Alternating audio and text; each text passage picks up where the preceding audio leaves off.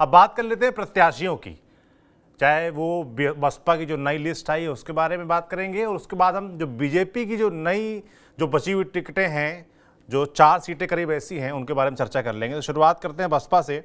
आजमगढ़ से भीम राजभर लड़ेंगे, घोसी से बालकृष्ण चौहान, एटा से मोहम्मद इरफान, धौरहरा से श्याम किशोर अवस्थी, फैजाबाद अयोध्या से सच्चिदानंद पांडे, बस्ती से दयाशंकर मिश्र, गोरखपुर से जावेद सिमनानी, चंदौली सत्येंद्र कुमार मौर्य, रॉबर्टगंज से धनेश्वर गौतम को उतारा गया है।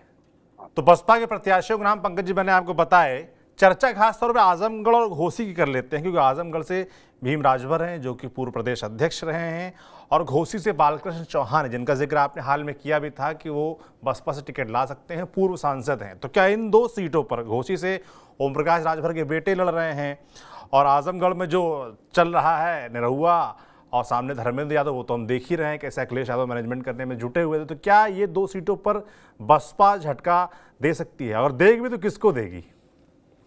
देखिए, ये जो एक परसेप्शन बना था या बनाया गया कि बीजेपी की बी टीम हो गई है बीएसपी, जब शुरुआत में कुछ सीटों पर उन्होंने मुस्लिम उम्मीदवार उतार दिए तो इस तरीके का मैसेज चला गया।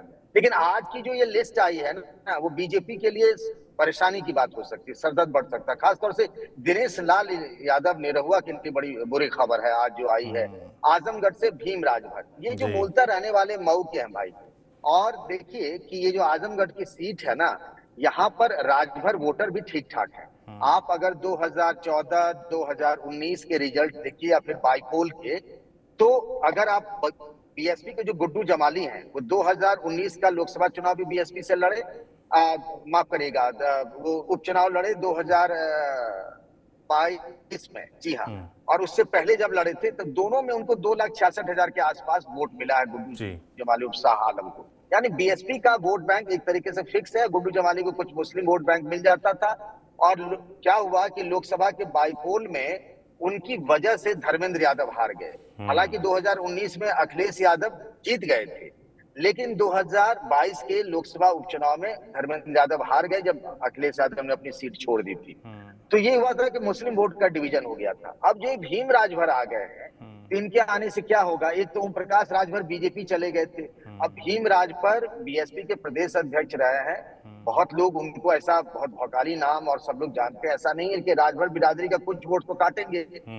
इसके अलावा जो एससी समाज का वोट है वो तो बीएसपी को मिलना ही मिलना है। लेकिन एक बात होगी कि मुस्लिम वोट का वो डिवीजन नहीं हो पाएगा इस बार, जैसा कि पिछले उपचुनाव में हुआ था। और ये राहत की खबर है धर्मेंद्र यादव के लिए।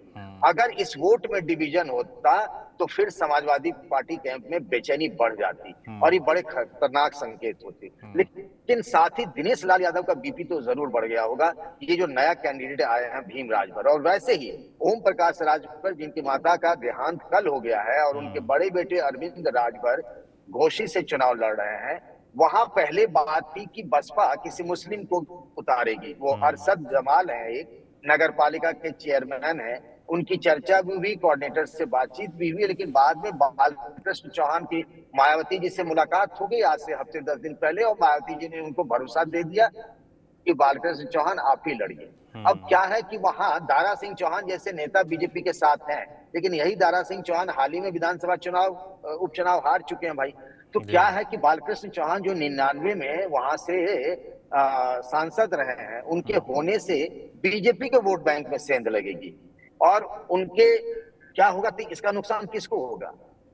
सीधे सीधे ओम प्रकाश राजभर जो बीजेपी के सहयोगी दल हैं। वैसे भी वहां पर ओम प्रकाश राजभर के बयानों को लेकर के बीजेपी और ओम प्रकाश राजभर की पार्टी के बीच में ना बहुत समन्वय नहीं हो पा रहा है। इसीलिए आपने देखा था वो वीडियो भी आया था ब्रजेश पाठक के सामने, जब अरविंद राजभर ने सबसे माफी मांगी थी। तो पहले से वहां कलेश चल रहा है, और अब बालकृष्ण चौहान ने और हेडेक बढ़ा दिया, टेंशन बढ़ा दी ओम प्रकाश राजभर के लिए। ये एक तरीके से समाजवादी पार्टी नहीं बल्कि बीजेपी के लिए एक तरीके से कह सकते हैं कि आज की जो लिस्ट है उसने बीजेपी के लिए परेशानी बढ़ाई है।